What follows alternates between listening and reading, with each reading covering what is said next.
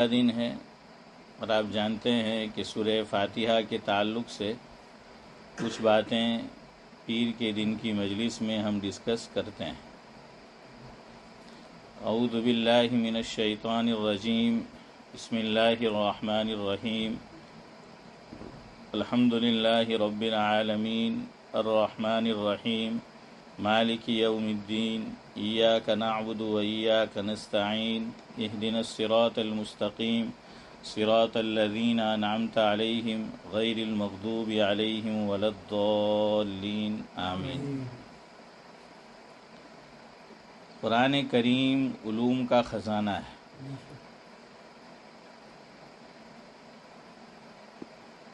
پروین شاکر نے قرآن کریم کے تعلق سے لکھا ہے، میں اس میں ذرا سی ترمیم کر دوں گا کہ وہ لکھتی ہے، انہوں نے لکھا ہے، اے خدا جب بھی تیرا آسمان دیکھتا ہوں، انہوں نے تو دیکھتی ہوں لکھا ہے لیکن میں نے ذرا اس میں ترمیم کی ہے کہ اے خدا جب بھی تیرا آسمان دیکھتا ہوں، اس میں بسا ایک جہان دیکھتا ہوں۔ اے خدا جب بھی تیرا آسمان دیکھتا ہوں، اس میں بسا ایک جہان دیکھتا ہوں، اور یہ اصل سنانا ہے، نہ جانے کتنے جہانوں کی سیر کرتا ہوں، نہ جانے کتنے جہانوں کی سیر کرتا ہوں، کھول کر جب بھی تیرا قرآن دیکھتا ہوں۔ اللہ اکبر۔ سیر تو جانتے ہیں نا؟ ہاں، ابھی سب سیر و تفریح کر رہے، کوئی کر کے آیا ہے، کوئی کرنے گیا ہے، اور کوئی جائے گا۔ ہاں، ہمارا اشفاق بھائی نظر نہیں آئے تو میں سمجھا کہ وہ بھی گئے ہوں گے۔ تو بہرحال سیر کرنا یعنی کبھی ادھر کبھی ادھر، کبھی اس ملک میں کبھی اس ملک میں، تو آدمی دنیا بھر کی سیر کرتا ہے۔ فرمایا اگر سیر کرنا ہے تو قرآن کریم کو دیکھیے کہ یہ علوم کا خزانہ ہے۔ میں اور آپ سیر کرتے کرتے تھک جائیں گے لیکن قرآن کریم کے علوم ختم نہیں ہوں گے۔ اسی لیے آپ دیکھیے کتنی قرآن کریم کی تفسیریں لکھی جا چکی اور کتنی لکھی جا رہی ہیں اور آگے بھی لکھی جائے گی، یعنی اس کے موتی وہ تو ختم نہیں ہو رہے۔ جتنا غوطہ لگاؤ اس میں، آدمی جتنا نیچے تک جائے گا، اس کی تہ میں جائے گا، اس میں سے کیا لے کر آئے گا؟ ہیرے جواہرات لے کر آئے گا۔ تو وہ کہتی ہے کہ اے خدا جب بھی تیرا آسمان دیکھتی ہوں، اس میں بسا ایک جہان دیکھتی ہوں، نہ جانے کتنے جہانوں کی سیر کرتی ہوں، کھول کر جب بھی تیرا قرآن دیکھتی ہوں۔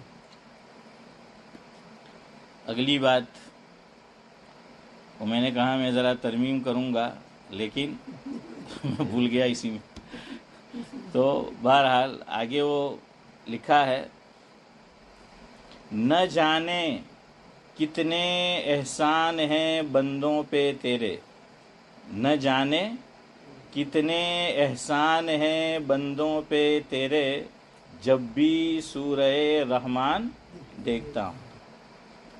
اب نہیں دیکھتے ہیں کہ فَبِأَيِّ آلَاءِ رَبِّكُمَا تُكَذِّبَانِ فَبِأَيِّ آلَاءِ رَبِّكُمَا تُكَذِّبَانِ فَبِأَيِّ آلَاءِ رَبِّكُمَا تُكَذِّبَانِ، ہے نا، کہ ہر چند آیت کے بعد یا بعض میں تو ہر آیت کے بعد کیا ہے؟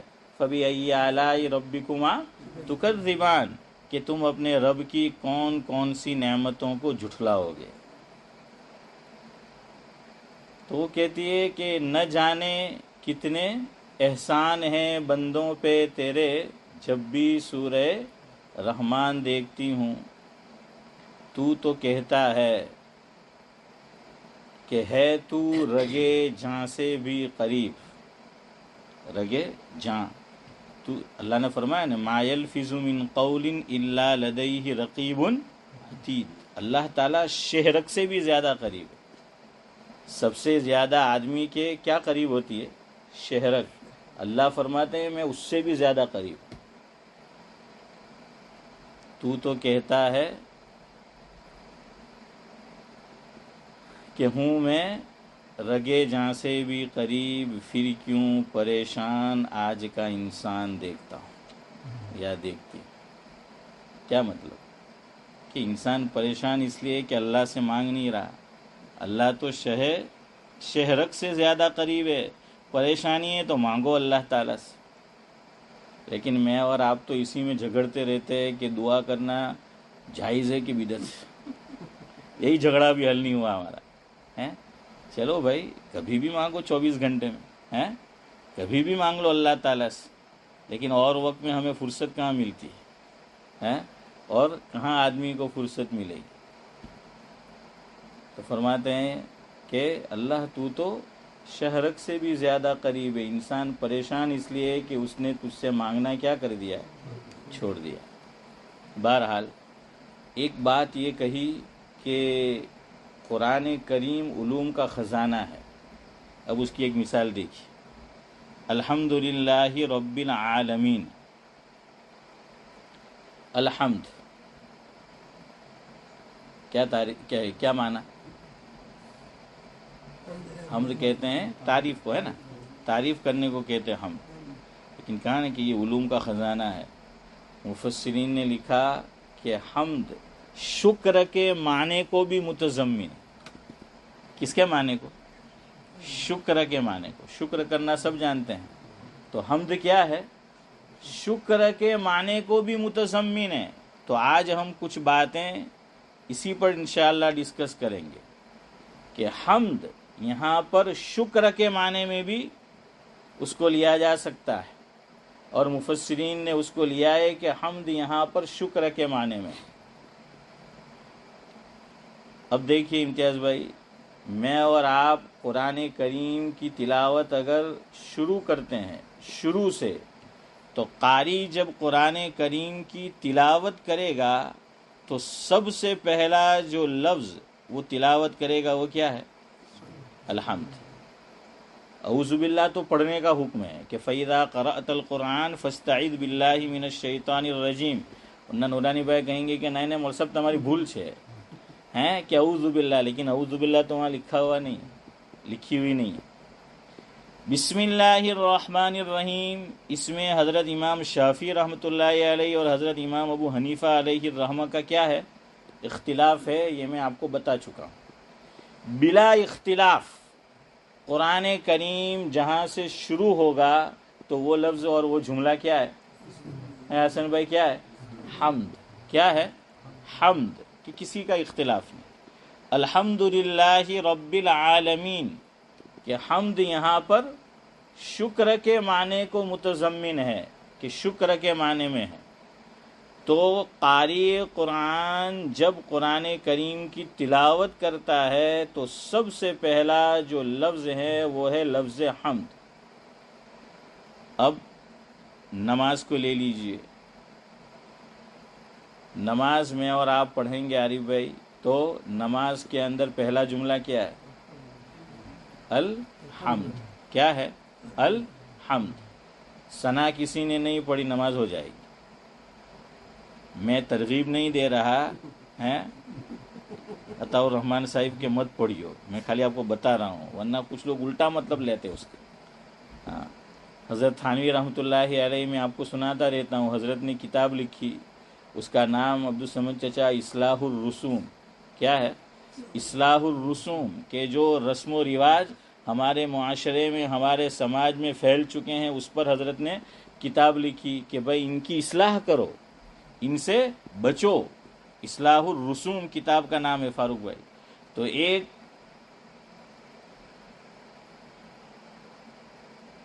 اور اسمارٹ آدمی اس کو کہیں گے ہیں کہ وہ تھا، اس نے حضرت تھانوی کو خط لکھا شکریہ کا. اور شکریہ کیسا؟ حضرت آپ کا بہت شکریہ، مجھے تو معلوم ہی نہیں ہے کہ اتنے زیادہ رسومات ہماری سوسائٹی میں پھیلی ہے. میں تو چند ایک کو جانتا تھا، آپ نے کتاب لکھی، سب سے واقفیت ہو گئی، اب سب کروں گا.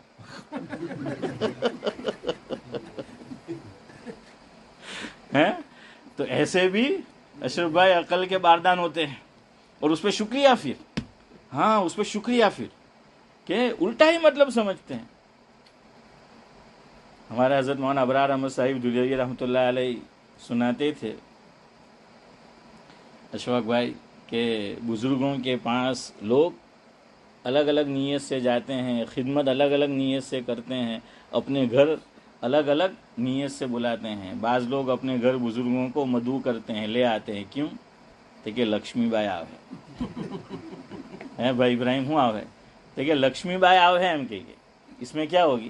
وہ برکت ہوگی کہ بزرگ نہ એમ કે કદમ મુબારક આપણા ઘરમાં પડી જાય તો હું આવે પૈસામાં برکت تھا ہے۔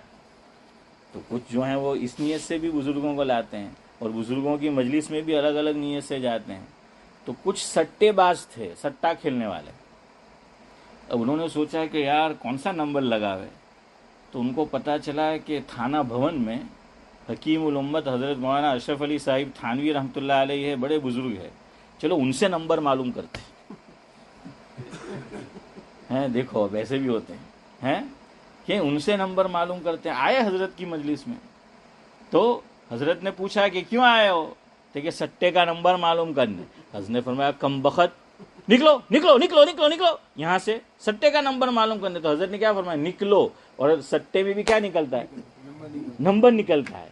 تو کم بختوں نے سوچا اور کہنے لگے کہ آپ نے شمار کیا، حضرت نے 6 مرتبہ نکلو نکلو کہا، اس کا مطلب نمبر 6 لگاؤ۔ کیا مطلب اشرف بھائی اس کا؟ کہ نمبر 6 لگاؤ تو سٹا نکل جائے گا۔ تو کچھ ایسے بھی جو ہیں وہ ہوتے ہیں۔ تو اس لیے میں یہ نہیں کہہ رہا ہوں کہ ثنا مت پڑھیو، ہاں یہ نہیں کہہ رہا ہوں۔ ویسے فقہا نے بعض مرتبہ ایڈوائز دی ہے کہ مت پڑھو، بعض مرتبہ سنو وہ کون سا موقع۔ احناف کے یہاں فجر کی جماعت کھڑی ہو گئی ہے، امام صاحب نے نماز شروع کر دی، مقتدی حضرات کچھ شامل ہے، اور ابھی میں نے اور آپ نے سنت فجر ادا نہیں کیے، تو میں احناف کی بات کر رہا ہوں۔ تو کیا کرنا ہے حسن بھائی؟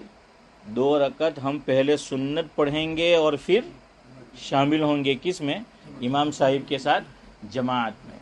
اب یہ ایک پورا ٹاپک ہے، جو دلائل کیا ہے سمجھانے کے لیے تو ابھی وقت نہیں ہے، سمجھ آیا؟ لیکن اتنا سمجھ لو۔ تو بہرحال یہ تو ہم کو معلوم ہے، لیکن ہم ایک غلطی کرتے ہیں، وہ سنو، ایک غلطی ہم کرتے ہیں۔ سنت پڑھنے کی تو اجازت دی ہمارے علماء نے، نماز فجر میں اگر ہم نے پڑھی نہیں اور نماز کھڑی ہو چکی ہے، لیکن اس میں یہ لکھا ہے کہ جو مسجد ہے شرعی مسجد، وہاں 2 رکعت سنت ادا نہیں کریں گے بلکہ صحن اور پیسج میں پڑھیں گے۔ ہماری یہ مسجد ابھی تو ہم اوپر ہے، نیچے کا ہال مان لو کہ ہم نیچے کے ہال میں پڑھ رہے ہیں، اگر کوئی بعد میں آیا تو اسے سنت کہاں نہیں پڑھنی؟ اندر کے ہال میں نہیں پڑھنی، بلکہ کہاں پڑھنی ہے؟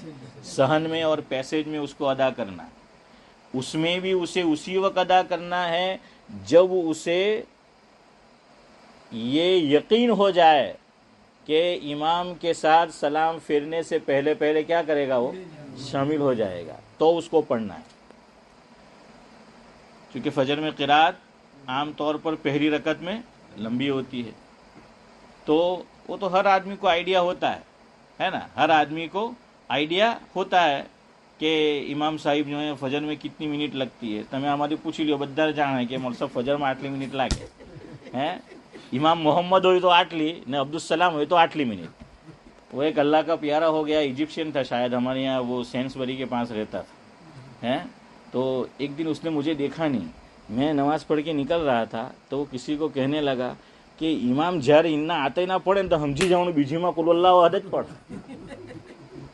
ہیں۔ تو میں نے سنا وہ کہہ رہا تھا، تو وہ میرے متعلق کہہ رہا تھا، میں نے کہا اب کوئی آپشن بھی نہیں ہے، اور چھوٹی سورت اس کے علاوہ جو ہے وہ ہے بھی نہیں، تو پھر کیا جو ہے وہ پڑھے۔ تو بہرحال ہر ایک کو پتا ہوتا ہے کہ نماز مل جائے گی، نہیں وہ یقین ہے تو پڑھو ورنہ مت پڑھو، بھائی پہلی رکعت چل رہی ہے تو یقیناً مل جائے گی، رکوع میں ہے پھر بھی مل جائے گی، سمجھ آئے نا؟ سجدہ کر لیا اس نے امام نے، اب مشکل ہے، اب مت پڑھو۔ اچھا، اب امام صاحب رکوع میں ہے، ہمیں لگتا ہے یا قومے میں ہے کہ کہ بھائی نماز مل جائے گی، لیکن اگر ثنا پڑھنے جائیں گے تو جماعت نہیں ملے گی تو ثنا مت پڑھو. یہاں لکھا ہے فقہاء نے کہ ثنا مت پڑھو. اگر یہ لگتا ہے کہ یہ پڑھنے جائیں گے تو ہم جماعت کیا کر جائیں گے، مس کر جائیں گے، جماعت مس ہو جائے گی، چھوٹ جائے گی، ثنا مت پڑھو. یہ ایک موقع. دوسرا موقع فقہاء نے لکھا، اللہ نہ کرے اللہ نہ کرے کسی کے ذمے، نورانی بھائی کیا ہے، بہت ساری نمازیں قضا ہو گئی ہے، بہت ساری نمازیں قضا ہے، اب اس نے ادا کرنا شروع کیا، لیکن بہت ساری نمازیں ہیں، کب ادا کر سکے گا؟ تو فقہاء نے لکھا کہ ثنا نہ پڑھے، جب قضا کرے تو کیا نہ کرے، ثنا نہ پڑھے، نمبر 1. نمبر 2 یہ لکھا کہ چھوٹی چھوٹی صورت پڑھے. صدیق بھائی کیسی پڑھے؟ چھوٹی صورت. اب شیخ زمن کہیں گے اما کہوانو ہوں ہمیں تو ایم بھی 3 صورت ریزوت سے بدھانی ہیں. اور حضرت تھانوی فرماتے تھے مفہوم ہے کہ 3 صورتیں ریزرو ہے اور چوتھی لیلافی ہے، کہ چوتھی عام طور پر لوگ لیلافی پڑھتے، وہ بھی چھوٹی ہے، 2.5 لائن ہے اس کی، آپ دیکھنا اس میں، تو وہ بھی چھوٹی صورت ہے. تو دوسرا کام یہ کرے، کسی کے ذمے بہت قضا نمازیں ہیں. تیسرا کام یہ کرے، تسبیحات بجائے 3 مرتبہ پڑھنے کے 1 مرتبہ پڑھ. کتنی مرتبہ؟ 1 مرتبہ پڑھے. کہاں؟ سبحان ربی العظیم کم از کم 3 مرتبہ پڑھنا ہے نا، لیکن 1 مرتبہ پڑھ لے. سبحان ربی الاعلیٰ اس کو 1 مرتبہ پڑھ لے. پھر لکھا فقہاء نے کہ اتحیات کے بعد مختصر جو درود ہے وہ پڑھ لے. مختصر درود کون سا؟ صلی اللہ علیہ وسلم، یہ پڑھ لے. اس کے بعد جو دعا ہے وہ مختصر کر لے، اور وہ ہے اللہم اغفر لی، اللہم اغفر لی. تو یہ فقہاء نے یہاں پر لکھا ہے کہ ثنا نہ پڑھے. کیوں؟ یہ کیوں لکھا کہ سب پڑھے گا وقت زیادہ جائے گا، اس کو نہیں پڑھے گا. اب آپ دیکھیے 20 نمازیں اکٹھی کر لے آپ تو ٹائم بچے گا نا، 1-2 میں تو اتنا احساس نہیں ہوگا. لیکن آدمی 20 رکعت نماز پڑھتا ہے اور اس میں سے یہ چیزیں وہ نہیں پڑھتا، اس کا وقت بچ جائے گا اور قضا نمازیں کیا ہو جائے گی، زیادہ وہ ادا ہو جائے گی. ایک مسئلہ اور لکھا ہے، یاد رکھو، جس کے ذمے بہت ساری قضا نمازیں ہیں اسے نفل نہیں پڑھنا، بجائے نفل کے وہ قضاء عمری ادا کرے. اب یہ جو ہم سنت پڑھتے ہیں فجر سے پہلے، ظہر سے پہلے، ظہر کے بعد، مغرب کے بعد، عشاء کے بعد، جمعہ کے بعد، جمعہ سے پہلے، یہ سب بھی نفل ہی ہے ایک معنی میں، لیکن سنت موقدہ عام نفلوں کے مقابلے میں اس کا درجہ کیا ہے، بڑھ کر ہے. اس کا مطلب یہ نہیں کہ وہ نہیں پڑھے، وہ تو پڑھنی. اب اس کے بعد کا جو مسئلہ ہے اس میں علماء کی 2 آراء ہے. اوابین ہے، اشراق ہے، چاشت ہے. یہ جو نمازیں ہیں، ایک اور نماز بھی ہے جو ہمیں معلوم نہیں ہے اور عام طور پہ ہم نہیں پڑھتے. ایک نماز آقا نے پڑھی ہے جس کا نام ہے صلاۃ الزوال. کیا نام ہے اشرف بھائی؟ صلاۃ الزوال. یعنی یہ کب پڑھنی ہے؟ جیسے ہی زوال کا وقت ختم ہو کیا کرنی ہے.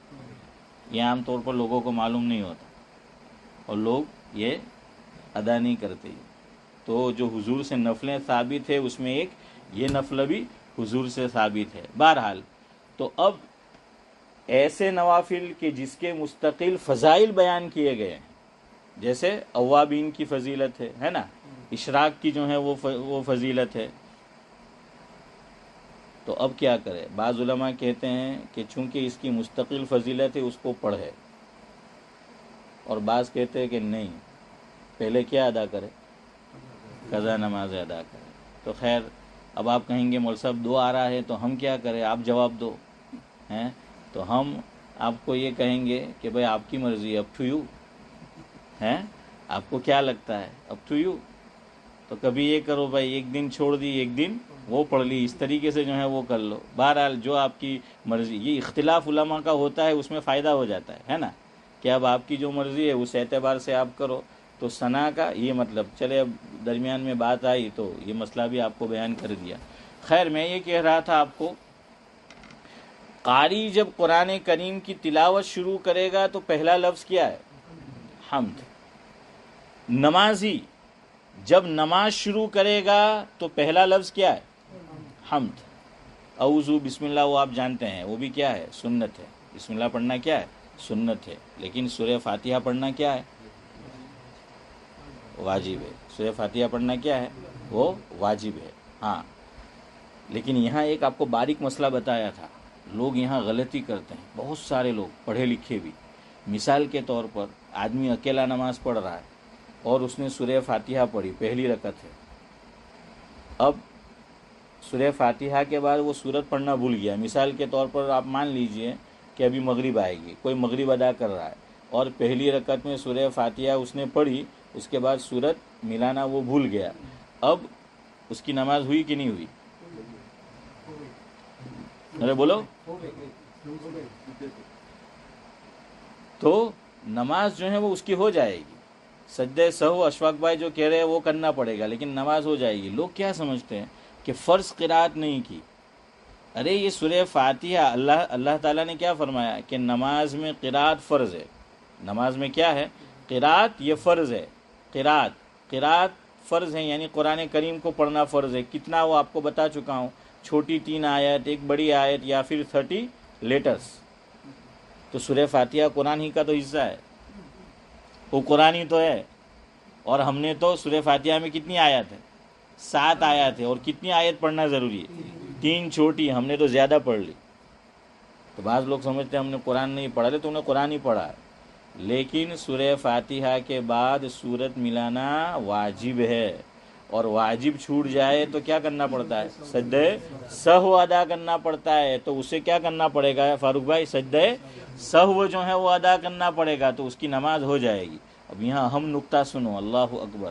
مفسرین نے یہ لکھا، پہلا لفظ حمد، نماز شروع کی، قرآن کریم کی تلاوت شروع کی، پہلا لفظ حمد.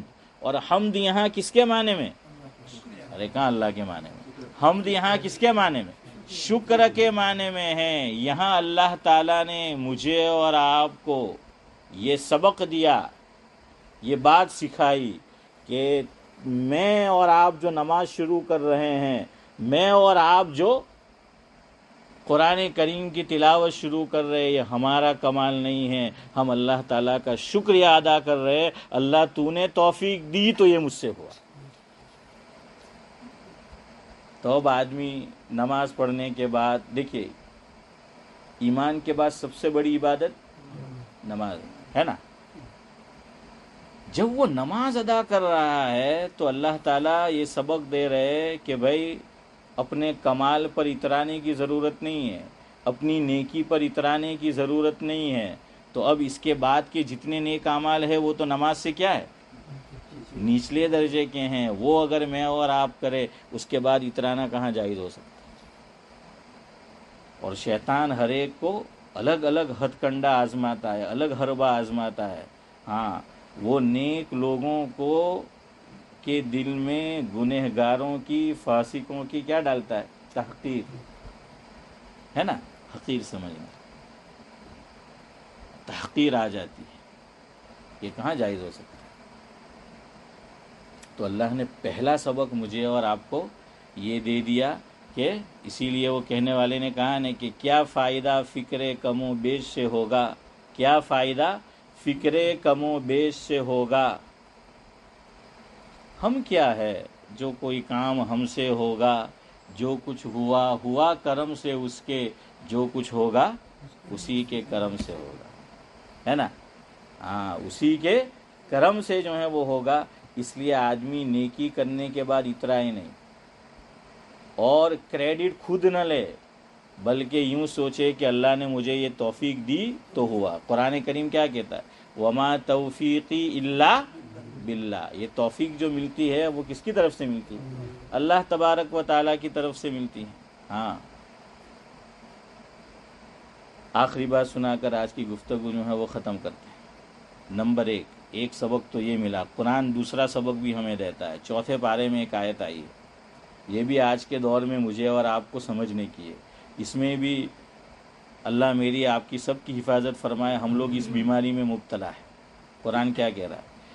لا تحسبن الذين يفرحون بما اتوا ويحبون ان يحمدوا بما لم يفعلوا فلا تحسبنهم بمفازة من العذاب قرآن نے یہیں پر فاروق بھائی بس نہیں کیا ہے، بلکہ آگے یہ فرمایا وَلَهُمْ عَذَابٌ عَلِيمٌ۔ اللہ اکبر، آپ سمجھ گئے قرآن کیا کہہ رہا ہے؟ اللہ تعالیٰ عذاب کی خبر دے رہا ہے کہ ان کے لیے صرف عذاب نہیں بلکہ کیسا ہے؟ دردناک عذاب۔ کیسا عذاب؟ علیم۔ علیم کہتے ہیں دردناک عذاب کو، یعنی وہ عذاب بھی ہے اور اس میں کیا ہے؟ آدمی کی بے عزتی بھی ہے، بے عزتی والا عذاب اللہ تبارک و تعالیٰ دیں گے۔ کس پر؟ یہ آیت ویسے تو نازل ہوئی منافقین کے لیے۔ کس کے لیے؟ منافقین کے لیے آیت نازل ہوئی۔ کچھ لوگ تھے مدینہ منورہ میں منافقین، آپ جانتے ہیں مکہ مکرمہ میں تو کوئی منافق نہیں تھا، یہ سب ٹولہ کہاں شامل ہوا ہے؟ مدینہ منورہ میں آ کر یہ ٹولہ شامل ہوا ہے۔ تو یہ لوگ کیا کرتے تھے؟ نبی کریم صلی اللہ علیہ وسلم اور صحابہ کرام دین کا کام کرنے کے لیے نکلتے تھے، یہ ساتھ میں نہیں جاتے تھے۔ واپس آئے صحابہ کرام اللہ کے نبی صلی اللہ علیہ وسلم کی معیت میں، اللہ کے نبی صلی اللہ علیہ وسلم کے ساتھ، تو یہ حاضر ہوتے تھے اور عذر پیش کرتے تھے، بہانے بناتے تھے کہ یوں ہوا تھا، فلاں ہوا تھا، یہ ہوا تھا۔ آج کی زبان میں سمجھانے کے لیے میں کہہ رہا ہوں، فوٹو جائز ہے ناجائز اس پہ کلام نہیں کر رہا۔ بعض لوگوں کی عادت ہوتی ہے کوئی کام ہوگا تو حصہ صدیق بھائی نہیں لیں گے، اخیر میں جب فوٹو سیشن ہوگا آگے وہی ہوں گے ہے نا عارف بھائی؟ فوٹو سیشن میں کون آگے امتیاز بھائی نظر آتا ہے؟ وہی جنہوں نے کچھ کیا نہیں ہے یا برائے نام جو ہے کیا ہے، لیکن کریڈٹ خود لینا چاہتے ہیں۔ کریڈٹ کیا کرنا چاہتے ہیں؟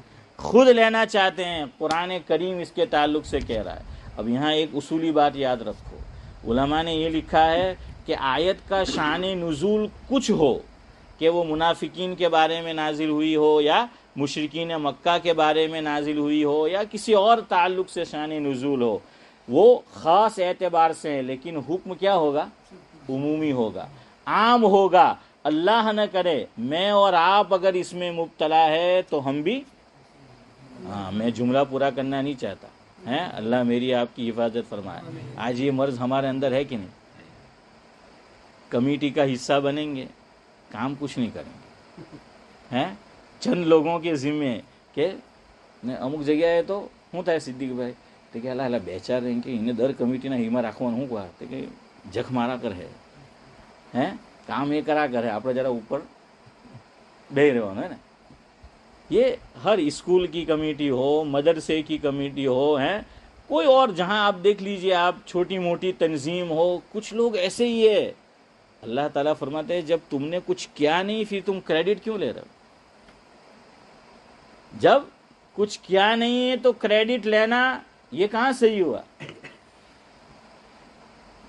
और उससे आगे की चीज हमें तो कुरान करीम ने सिखाई, वमा लकुम मिन निअमतिन फमिन अल्लाह, कि इंसान को तो चाहिए कि क्रेडिट कोई दे तब भी न ले कि भाई मैंने तो ये इसलिए किया कि अल्लाह ने मुझे तौफीक दी, अल्लाह मुझे तौफीक न देता तो मुझसे ये होता ही नहीं, ये काम मैं कर सकता ही नहीं।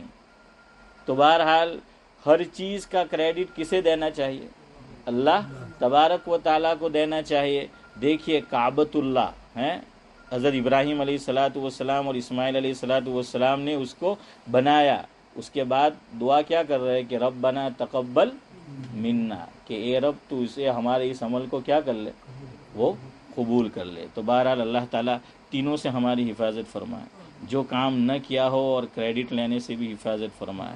काम करने के बाद ये समझना कि ये तो क्या है, मेरा कमाल है, मेरी अकल है, मेरा हुनर है ये तो फिर ये तो क्या है, कानूनियत है ना। कारून ने कहा ना कि काला इन्नमा उतीतुहु, हाँ क्या है वो कि कुरान करीम में है कि कारून ये कह रहा है कि ये सब मैंने जो कमाया है मेरे हुनर से कमाया है।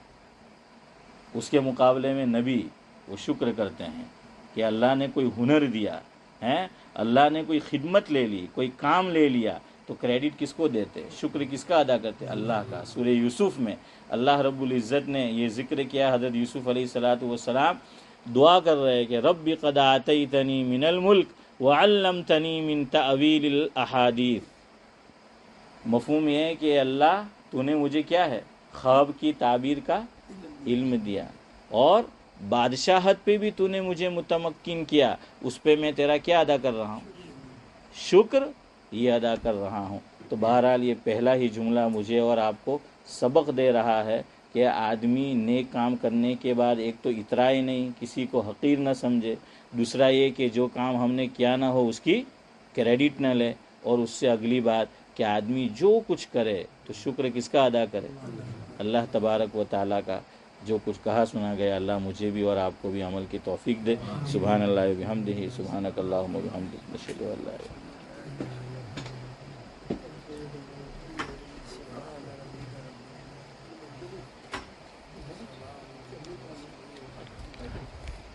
چل میں بند کروں۔